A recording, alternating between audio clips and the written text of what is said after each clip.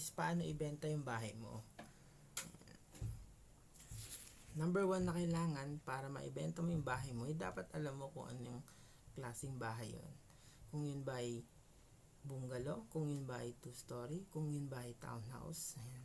At dapat alam mo rin kung ano yung classification ng lupa na kinatitirikan ng bahay mo. Kunwari, rights lang ba yan galing sa NHA or may TCT na nakapangalan sa'yo. Yan, napaka-importante. Dapat bago natin ibenta yung property, nakapangalan sa atin yung titulo. Pag wala tayong titulo o wala tayong rights na nakapangalan sa atin, wala po tayong karapatang ibenta yung property na yun. Ayan. Check natin yung title, check din natin yung kung nakapagbayad ba tayo ng tax bago natin ibenta para malinis na malinis. Then second, yung presyo. Dapat alam natin yung per market value sa lugar kung saan itinayo yung bahay. Ayan. Then plus yung personal value. Yun yung magdi-dictate ng price. Per market value plus personal value nung property sa'yo. Ikaw na rin bahala kung gusto mo, negotiable pa yung price. Nasa sa'yo na yan. Yan, pangatlo, yan, dapat alam mo o mayroon kang litrato ng plano. Kung ilang bedroom,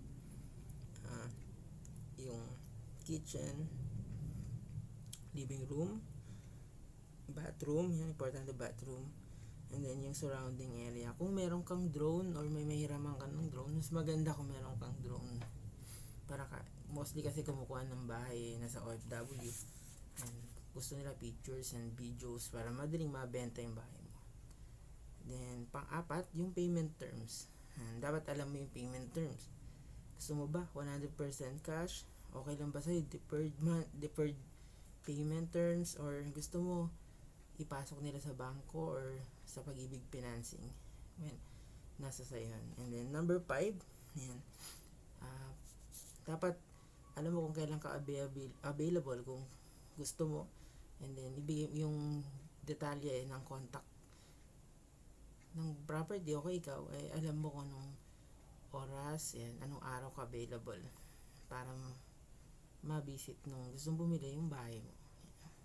Ganun lang kasimple. Yan. As a lot owner naman, yan, hindi ka pinoforce ng batas na magkaroon ng broker o ahente. So yung pagbebenta ng property mo pwedeng magdirekta sa'yo. Pero kung sa tingin mo mas mapapadali na meron kang broker or agent, nasa sa'yo din yung decision.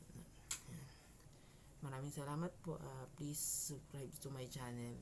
Then pwede po kayo magtanong ng any question regarding sa property. Yan, basta kung ano ko yung sagot, sasagutin natin. Yan. Thank you po. Please subscribe ulit.